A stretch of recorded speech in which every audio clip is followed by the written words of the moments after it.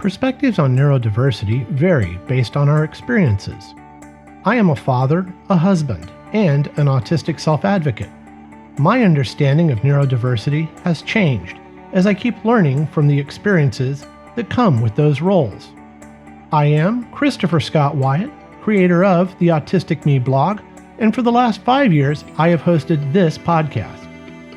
As I began working on Season 6 of the podcast, I realized it needed a new name. What began as an effort to share my autistic experiences became a podcast about neurodiversity more broadly. This podcast features discussions about the countless perspectives on neurodiversity, with the Autistic Me, C.S. Wyatt, as your host.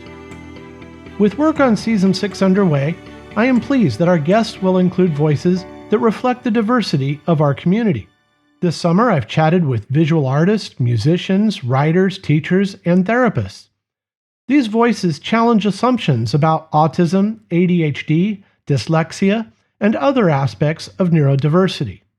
When I began this project at the start of 2007, it was meant to be a short-term class project.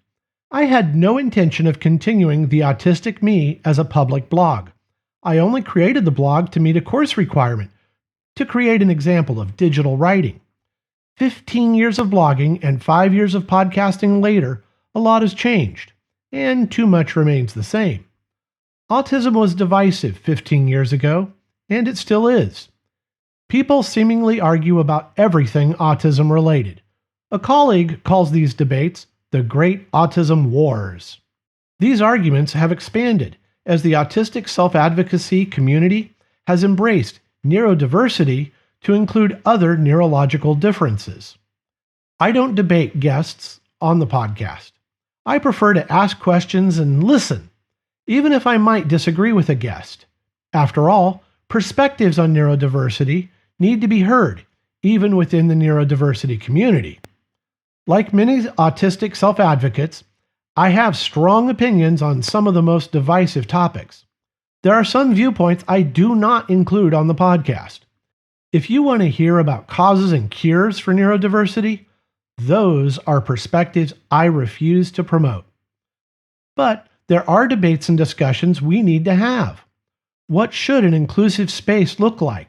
What are the best educational approaches for inclusive classrooms? How can employers support neurodiverse job applicants and employees? Why are friendships and romances so difficult for us to maintain? These questions can lead to difficult conversations.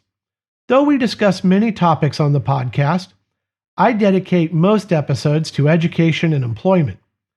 I began the blog in graduate school and now have 2 daughters in elementary school. Like many families, we measure time in school years, not calendar years.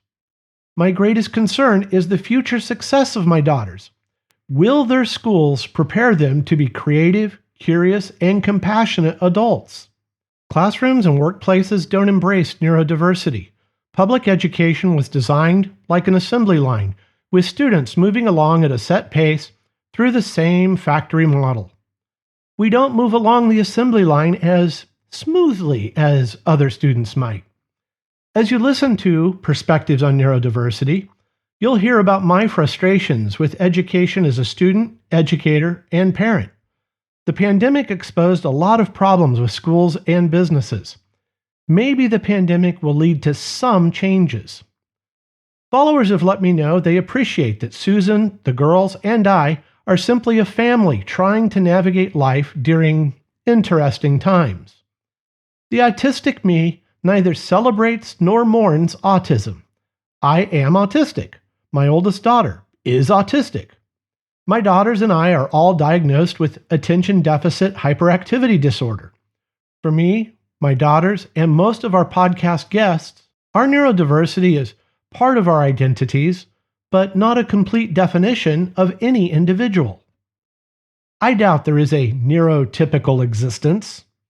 As Professor Roy Richard Grinker said on the podcast, nobody's normal. I also dislike claims that everyone is a bit autistic, a claim that diminishes or dismisses autistic experiences and identity. Neurodiverse experiences deserve respect. which is why I prefer to have neurodiverse guests on the podcast. Experts might observe and support our community, but only the neurodiverse can describe our lived realities and our perspectives. Subscribe to Perspectives on Neurodiversity on your favorite podcasting platform, and follow along as we chat with interesting and often inspiring guests. Also, be sure to read the Autistic Me blog and follow me on social media. This has been Christopher Scott Wyatt, your host for Perspectives on Neurodiversity, speaking as the Autistic Me.